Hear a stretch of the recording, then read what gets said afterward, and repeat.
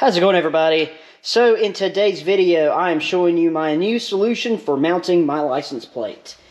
If you watched the Rusty's Tower Carrier install, you saw I wasn't a huge fan of the solution for mounting the license plate. I mean, it's pretty common. I think the ARB mounting plate works kind of the same way, right there on the spare tire. But I'm not in love with it. So I looked on Amazon and found this Kentrol Shackle mounted license plate bracket. I think these are typically more for, front mounts in states that require two plates, but I'm going to use it on my rear. So here's everything that comes with the kit. I like Kentrol stuff. I had a lot of their products on my old TJ, so that's why they have less expensive versions of this, but I really like Kentrol, and they make quality stuff, so that's why I went with this one. It comes with the bracket here for mounting your license plate, and as you can see, there is many options for positioning this all over the place. And then it's threaded in here, and it does include some hardware for actually attaching your license plate. That's inside the house right now. I'm just showing you what I'm going to be using. Here is what actually mounts it to your shackle or your D-ring. Basically, this little bracket's adjustable, and using these, you put these through where you are going to mount it, and the longer side goes towards the front, and basically it squeezes down on your whatever size shackle you have, or D-ring mount, whatever you want to call it. It also comes with these little rubbery washers, and let me find the little spacer. Oh, it's still in my D-ring here. This little spacer is included, so that's going to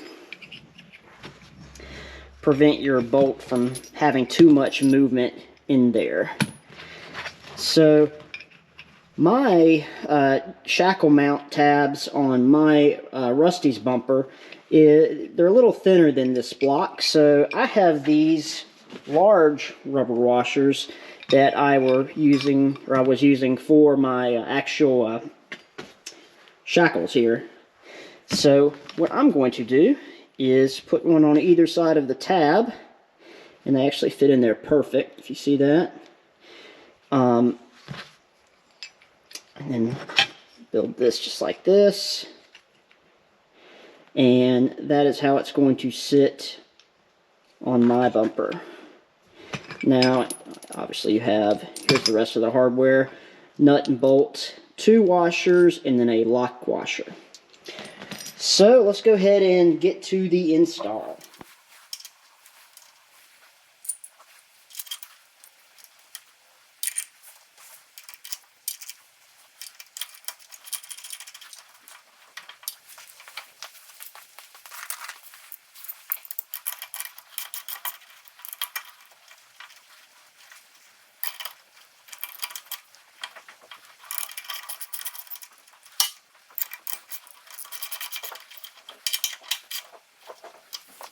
I've mocked this up a few times, and ultimately I've decided to use the middle section here.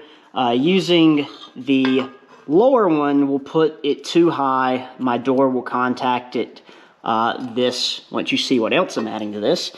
Mounting it, I would like it to be more towards, tucked in, not hanging out here. But whenever I use this one, it hangs a little bit lower than I want. This a little bit higher, so I'm just going right there in the middle. It would be nice if they had this section just dead center over here as well, and I could drill it, but it would be pretty close here, so I'm just going to go with these in the middle.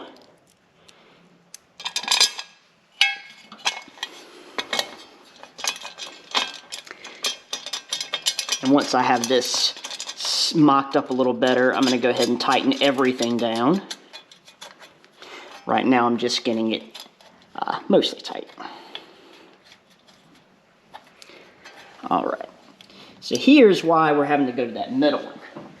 I am in a state, which this may be most states, but at least in my state, you are required to have a license plate light. So I bought this. This is for a trailer, and I'm just going to mount it on the back here. And with trailer wiring, black is power, white is ground. That's how my Metal Cloak license plate light was as well. But I'm going to dig that harness out. I have it routed in the tailgate here, so I'm going to have to pull that out, pull it through here, and we're basically going to have it come out behind the plate here and snake up to right here. Now, due to this lip here, I'm not going to really be able to do that unless I stack a bunch of washers in here, and I don't want to do that. What I want to do is mount it behind here.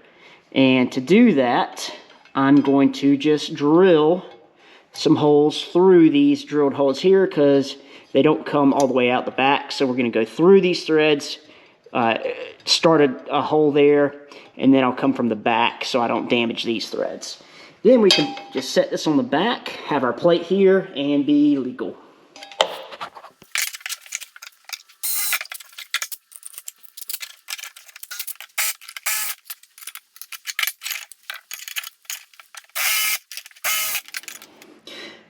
What you see here is the remnants of the harness for my parking sensors. Since I have a stubby bumper, I don't run the sensors at all anymore. And what I did is I stripped all the wires out of this harness except for the license plate light. So that is what these two wires that remain in the harness are. Like I mentioned, this is a trailer license plate light. On trailers, the black is power, the white is ground.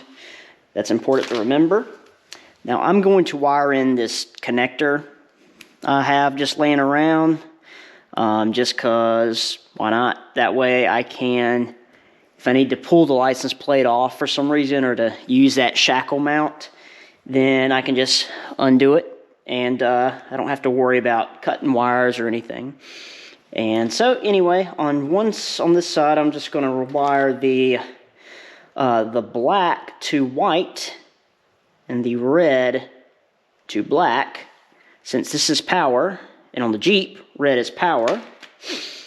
And I've got my harness unplugged here, and on this piece, white is power, black is ground, so it's definitely a little confusing, but we'll get it. We're just going to wire on this side white to red, which will be power, and then black to black, ground.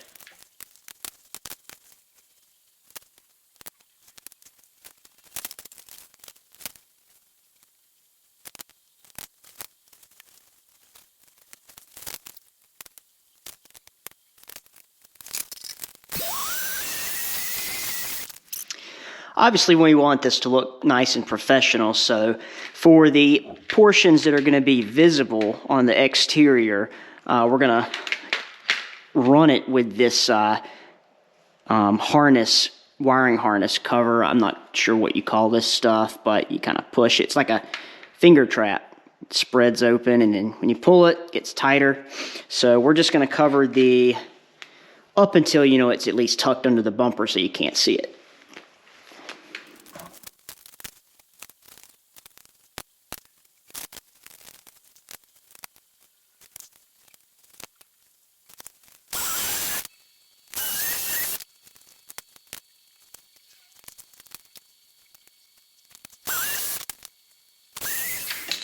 Now that I have my harness made, we're going to give everything a test before we go through the trouble of wiring this all together.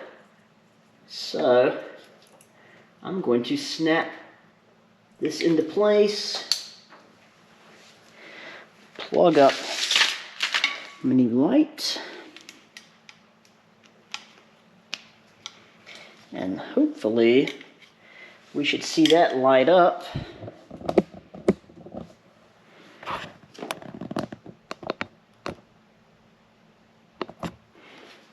Get the light off of here so you can see it.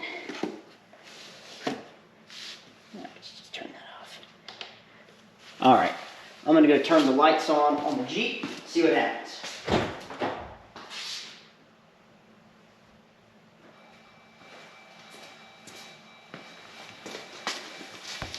Look at that. So I've got this harness nice and taped up with some electrical tape just to keep things protected. So I'm gonna wire this and tuck the cables up under the bumper and route them out on the other side, and we'll go from there. All right, we're gonna go ahead and put our bracket on, and once we have this tightened down, then we're gonna put our plate on, or license plate light here on the back, and our license plate, and then we'll plug everything up and see how it looks. So just remember, you gotta bolt your lock washer and your regular washer, and we decided to go through the middle. And I did touch up these drilled holes on the back here with some touch-up paint, just so we don't get any rust.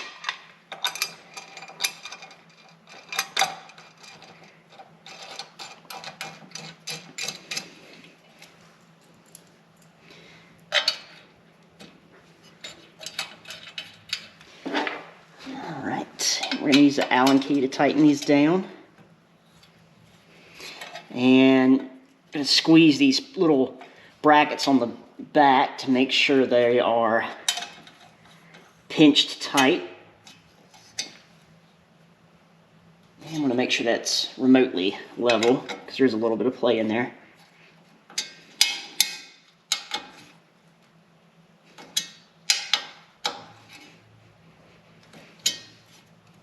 Alright, that is good and tight. So for mounting the license plate, they give you these 4 bolts. Obviously they go in these threaded holes. I am going to use the bottom 2 since I didn't need to drill holes. Since I'm putting the light on the back here, and I drilled through those, I needed longer bolts, so I got these at Lowe's along with some nuts with nylon inserts. I'm going to use those to mount everything together.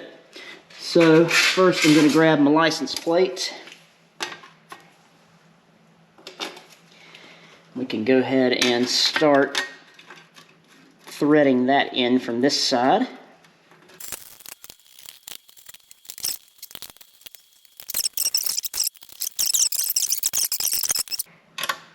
Now, let's put our light assembly on the back. We're just gonna center that and put our nuts on the back.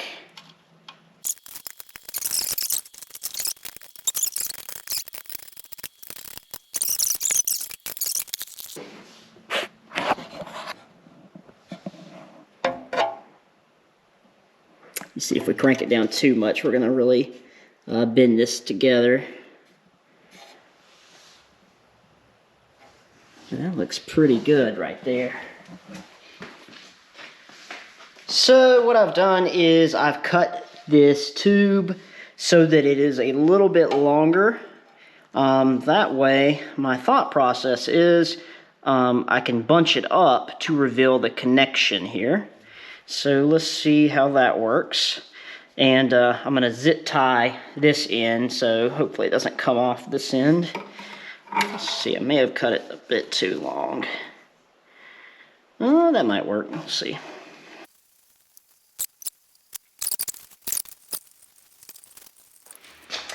Okay, I've got this routed nicely, so it looks pretty clean. I'm going to zip tie this here so this hopefully stays in place.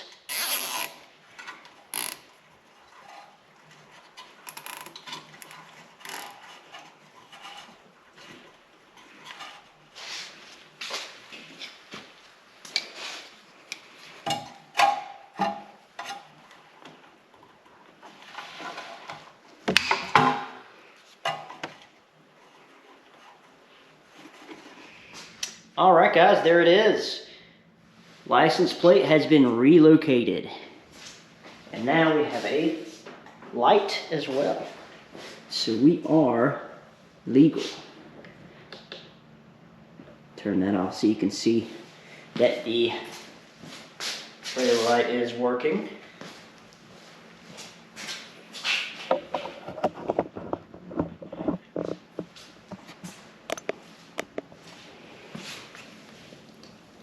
And we have a nice clean install.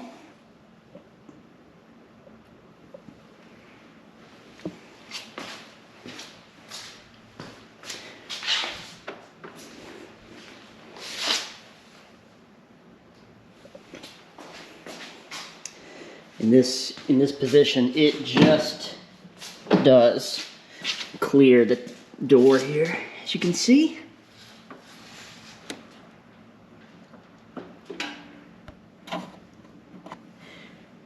Now, if I'm wheeling and I catch it, obviously this could just crank it up, but in that case, I could just bend it back down. Obviously, I would notice that prior to trying to open the tailgate, so that's not really something I'm concerned with. And if you're wondering why it keeps going off, it's just the, you know, the lights when you unlock the doors. I'll show you, I'll turn the lights from auto to on.